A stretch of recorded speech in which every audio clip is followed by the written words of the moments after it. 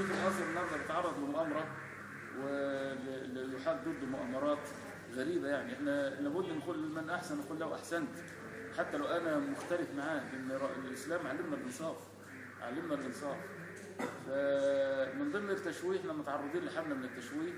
احنا كحزب سياسي بننفتح على العالم كله. يعني انا كرئيس حزب بلتقي بجميع السفراء، لان حزب سياسي لابد الناس تتعرف عليه. الناس بيقول لك هذا الحزب ربما في يوم من الايام يكون معاه الحكم، وهذا امر وارد. فعايزين يعرفوا الحزب السياسي، خاصه ده حزب لسه جديد، يعرفوا ايه افكاره وايه رؤيته وكذا. وده شيء طبيعي في العلاقات بين الدول.